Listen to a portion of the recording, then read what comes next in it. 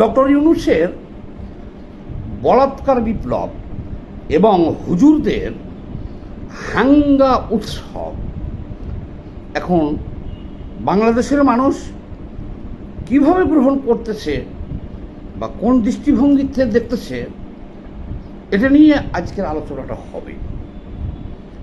এখন বর্তমানে দেশে প্রতিটা মাদ্রাসায় শিশু বলাৎকার এর মতো একেবারে ন্যাক্কারজনক কাজ মহামারী আকার ধারণ করেছে। এখন ফেসবুকে ঢুকলে, সামাজিক যোগাযোগ মাধ্যমে ঢুকলে এমন কোনো ব্যক্তি বলতে পারবেন যে প্রতিদিন 5-10টা শিশু বলাৎকারের ঘটনা আপনার চোখে পড়ে না? প্রতিদিন কোনো না কোনো মাদ্রাসায় হুজুর কর্তৃক ছাত্রী ধর্ষণের ঘটনা আপনার চোখে পড়ে না? বিশেষ করে ডক্টর মোহাম্মদ ইউনূস জুলাই বিপ্লব 2024-এর পরে বাংলাদেশে যখন রাষ্ট্রীয় ক্ষমতায় বসল, এই ডক্টর ইউনূস উনি কিন্তু একজন সমকামী বা বলাৎকারকামী প্রিয় মানুষ। সেই ইউরোপ আমেরিকার বিভিন্ন দেশে বারে বারে ঘুরে বেড়াইছে, ড্যান্স দেখছে, মদ খাইছে এবং লেখাপড়াও করছে রাশিয়ায়, জীবনযাপন করছে আমেরিকান স্টাইলে সারা জীবন। বাংলাদেশে যারা সমকামী বিরোধী, ঘোর বিরোধী, এমনকি সমকামীদের পাইলে হত্যা করা হবে, এই ধরনের যারা জিহাদি, তারা আন্তর্জাতিকভাবে সমকামী ক্লাবের সদস্য, সমকামী সমর্থক, পুরুষে পুরুষে বিবাহ সমর্থক, ট্রান্সজেন্ডার পুরুষের নারী হয়ে যাওয়া মেডিকেলের মাধ্যমে এটার সমর্থক, মদ খাওয়ার সমর্থক, মাগিবাজি করার সমর্থক, তারপরে বলাৎকারের সমর্থক,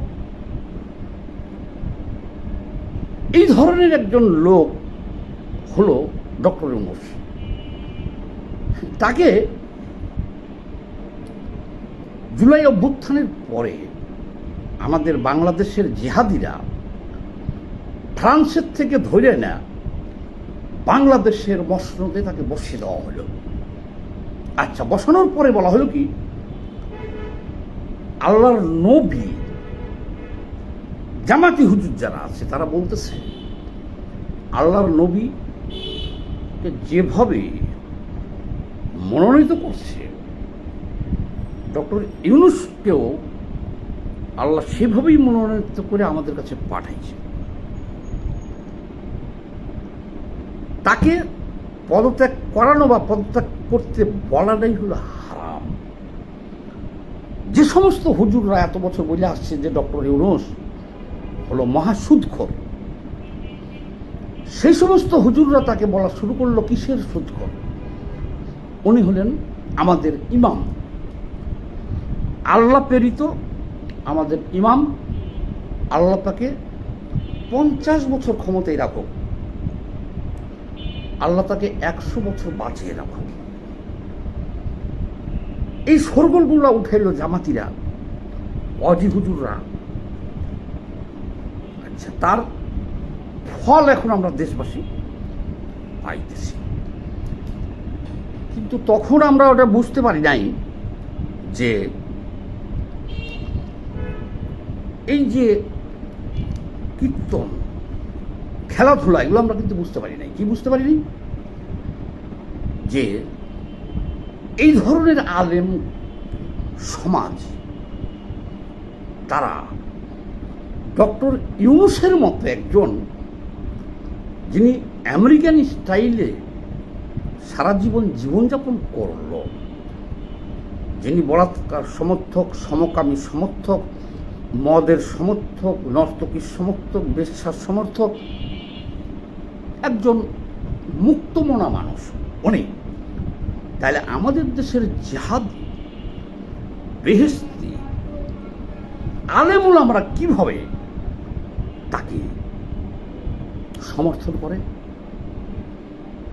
এতক্ষণে অরিন্দম কহিল বিষাদে, কিন্তু এখন আমরা কিন্তু সেটা বুঝতে পারছি। মুখ এবং মুখোশ, সেই যে ডক্টর ইউনূস আসলো, সরকারে বসলো, 18 মাস থাকলো, পুলিশের নিরাপত্তা নিয়ে চলে গেল। এই 18 মাসে আমরা কি পেলাম? একটা একটা করে সাইড বলতে হবে। এই 18 মাসে আমরা একটা পেলাম হলো অকথ্য ভাষায় মাইক লাগিয়ে যে গালিগুলো সভ্য সমাজে দেওয়া যায় না, বোরখা পরিয়া, হিজাব পরিয়া, মুখোশ পরিয়া, নারী পুরুষ এক জায়গায় হইয়া তারা এই ধরনের জঘন্য ভাষায় গালি গালাজ, সাউয়া মৌয়া ছিঁড়ে ফেল, 1 2 3 4, অমুকের পুটকি মার, টিনের চালে কাউয়া, তুই আমার সাউয়া,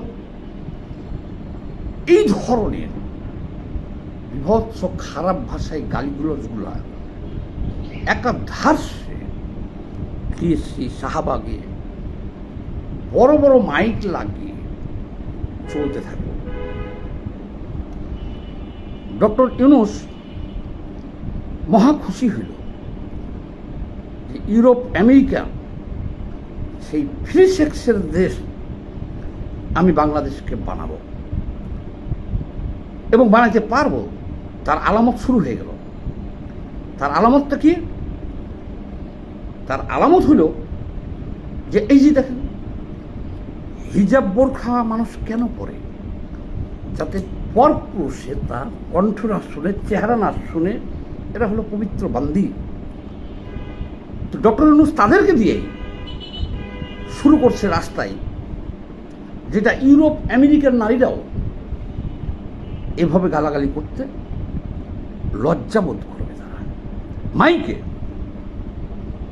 সমাজটা কলুষিত করে দিছে ডক্টর ইউনূস। সে অ্যাকচুয়ালি আমেরিকান স্টাইলের, ফ্রি স্টাইলের সেক্সের দেশের মতো করে দেশটাকে সে করে চলে গেছে। এ তো গেল সমাজ নষ্ট করছে গালাগালি করে। 54 বছরের ইতিহাসে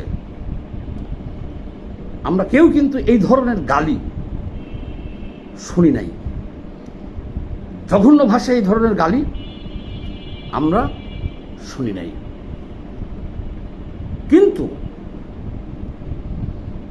ডক্টর ইউনূস আসার পরে এটাকে সে চালু করে দিল। সে বা ওখানে তো সব জামাতি শিবিরের ছাত্রছাত্রীরা ছিল, জামায়াতের আমির সাদা শফিক, ওনারাও কিন্তু একবার বলে নাই যে এই অসভ্য ভাষায়, এই খারাপ ভাষায় গালাগালিগুলো করা তোমাদের উচিত হবে না। এই কথাটা একবারও বলে নাই। গেল 1। এবার আসেন নাম্বার 2। বাংলাদেশে 54 বছরের ইতিহাসে প্রতিটা মাদ্রাসায় এখন শিশু বলাৎকারের মহা উৎসব চলতেছে। আপনি ফেসবুকে ঢুকেন, দেখবেন প্রতিদিন 10-20টা শিশু বলাৎকারের কাহিনী আপনার সামনে চলে আসবে। 5-10টা মাদ্রাসার ছাত্রী ধর্ষণের ঘটনা আপনি চলে আসবে। কোনো হুজুরকে দেখেন চুল কাটা গলায় জুতার মালা দিয়ে ঘুরাচ্ছে, কোনো হুজুরকে পুলিশে আবার হ্যান্ডকাপ পরে নিয়ে যাচ্ছে। তবে 90% বিচার হয় না। এদের লজ্জা শরম বলতে কিছু নাই। সবচেয়ে বড় কথা হলো এই জুলাই বিপ্লবটা এই মোল্লাদের জন্য এটা হলো একটা বলাৎকার বিপ্লব। আসেন এমন কোনো ব্যক্তি,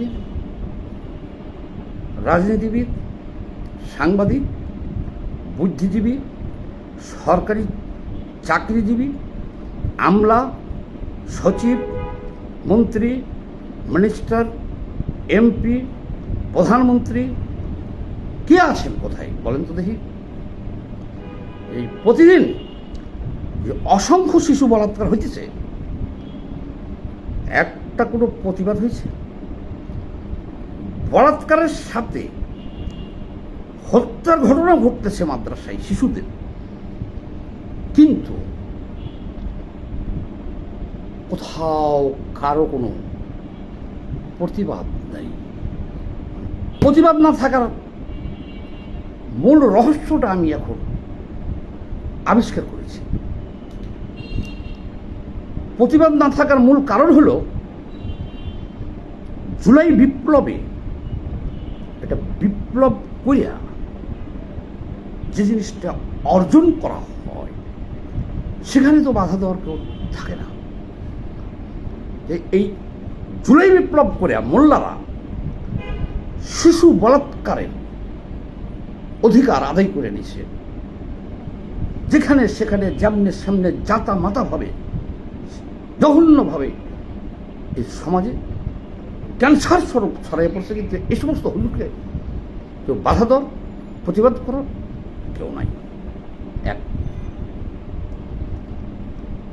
ভিক্ষার চাল খায় এই মোল্লারা, ধর্ম ব্যবসা করে খায়। তাদের বউ 2টা 3টা 4টা 5টা 6টা লাগে। এখন বিবাহ উৎসব শুরু হয়ে গেছে। কয়েকদিন আগে কাশ্মীর নামে একজনকে দেখলাম জেলে গেছে, উনি 11টা না 12টা বিয়ে করেছেন। তার মধ্যে কতটি ছেড়ে দিয়ে 4টে রাখে আর বাকিগুলো ছেড়ে দিয়েছে। মাদানি নামক একজন, যে রফিকুল ইসলাম মাদানি, 2.5 ফুটি একজন মাওলানা, ও রিক্সা চালাইও ভাত খেতে পারত না, কারণ রিক্সার প্যাডেল পা দিয়ে সে ধরতে পারবে না। বয়স 35 বছর, কিন্তু 30-35 বছর, এখনো তাকে বলা হয় শিশু মাওলানা, শিশু বক্তা। উনার একটা বউ আছে, শিশু বাচ্চা। উনি আর একটা বিবাহ করছেন। একজন শিল্পপতির এক বউ হলে চলে, একজন ব্যবসায়ীর এক বউ হলে চলে, প্রধানমন্ত্রীর এক বউ হলে চলে, মন্ত্রীদের এমপিদের এক বউ হলে চলে। কিন্তু ভিক্ষা চাল খাওয়ায় এই ভিক্ষাকরদের এক বউ চলে না। তারা বলে কি? তারা আল্লাহকে ভয় করে, গুনার হাত থেকে বাঁচার জন্য বিয়ে করতেছে একটার পর একটা। আরে বেটা, তো আল্লাহকে যারা ভয় করবে তো নামাজ রোজা ইবাদত বন্দেগী করবে। আল্লাহকে ভয় করে বলতেছে যে আমি তো ওই পাপিষ্ঠ হইতে চাই না, পতিতালয়ে যেতে চাই না। আরে সুর বাচ্চা, তোর তো বউ একটা আছে, তুমি সুর বাচ্চা কেডা? বাংলাদেশের প্রধানমন্ত্রী তারেক রহমান, তার যদি এক বউতে চলে, তুমি বান্দের বাচ্চা ভিক্ষার চাল খাও, তোমার বউ 2টা 3টে 4টে লাগবে। এই মাদারিও জাকাত ফিতরা তো বন্ধ করতে হবে। এই মাদারিগো ওয়াজের নামে চটি গল্প আসো, এটা বন্ধ করতে হবে। এই মাদারিরা 3টে 4টে 5টা করে বিয়ে করে আর হালি হালি জন্ম দেয়। দিয়া এই দেশটাকে ভরে ফেলতেছে। কারণ এদের তো কোনো সন্তান মানুষ হয় না। বাংলাদেশের একজন শিল্পপতি, একজন সন্তান নাই, খুব বেশি হলে 2 জন নিয়ে তাদেরকে জ্ঞান বিজ্ঞান লেখাপড়া করে উচ্চশিক্ষিত করে কেউ বিদেশে পাঠিয়ে ডিগ্রি এনে মানুষ করে। আর এই সমস্ত জানোয়ার যাদের ভিক্ষার চাল খায়, কিন্তু 1 ব হয় না, 2টা 3টা 4টা লাগে, এরা অনেকগুলো জানোয়ার পয়দা দিয়া পুরো দেশটাকে ধরে ফেলছে। আর একটা দেখলাম, ওর নাম কি, আরে কি নাম সারে, যে বিয়ে করতেছে আর ছাড়তেছে, আদনানি না কি নাম, 4 মাস আগে তার বউ ছেড়ে দিছে, ছেড়ে দিয়ে পরে আবার সেই বউকে বিয়ে করছে, 4 মাস রেখে আবার সেই বউকে তালাক দিয়েছে। এই শালারা নারীদেরকে হাটের গরু ছাগলের মতো পণ্য মনে করে, বেচা কিনা করা যায়, 2টা 4টে বিবাহ করা যায়। এখন কথা হলো, সরকারও কিছু বলতেছে না, কেউ কিছু বলতেছে না। এরা তো দেশটাতে ওই যে বললাম জানোয়ার আর ছাগল এগুলো পয়দা দিয়ে ভিক্ষার চাইল খায়া ভরে ফেলেছে। আরো 10-20টা করে ভিক্ষুক বানাইতেছে দেশে। আপনারা কেউ মাদ্রাসায় আপনার সন্তানকে দিন না, আপনার মেয়েকে ছেলেকে মাদ্রাসায় দিন না। আর এই যে যারা আল্লাহর ভয়ে বিয়ে করতেই থাকতেছে, আল্লাহর ভয়ে মাদ্রাসায় শিশু বলাৎকার করতেছে, এই হারামজাদা গো কোথাও কোনো আজ মাহফিলে দেখেন না, জাকাত ফিতরাদের মাদ্রাসায় দিয়েন না, এরা তীরের মতো সোজা হয়ে যাবে। এই বিপ্লবের পরে এই মোল্লাঙ্গ হয়েছে হাঙ্গা উৎসব আর এই যে বলাৎকার উৎসব, আর এটি সব করে দিয়ে গেছে হলো ডক্টর ইউনূস। আর যে সমস্ত হুজুররা সমকামীর বিরুদ্ধে লড়াই করতেছিল তারা নিজেই এখন সমকামী, সব দেখা যেতেছে হিপোক্রেট। সাহাবেকে যারা সমকামী আছে তাদেরকে মারধর করতেছে, আর রাত্রে মাদ্রাসায় এসে শিশু বলাৎকার করতেছে। তাহলে আমাদের এই সমাজটাকে রক্ষা করার উপায় কি? বিপ্লবকে আর একটা করতে হবে। হ্যাঁ, 2024 জুলাই বিপ্লব ছিল ডক্টর ইউনূসের সমকামী বিপ্লব, হুজুরদের বলাৎকার বিপ্লব, হুজুরদের হাঙ্গা বিপ্লব। মেহনতি মানুষের, সাধারণ মানুষের জন্য একটা বিপ্লব করতে হবে। বিপ্লব করে এই সমস্ত পরগছাদের নির্মূল করতে হবে। সবাই এই ভিডিওটা বেশি বেশি করে একটু শেয়ার দিয়ে দেন। ধন্যবাদ, ভালো থাকবেন।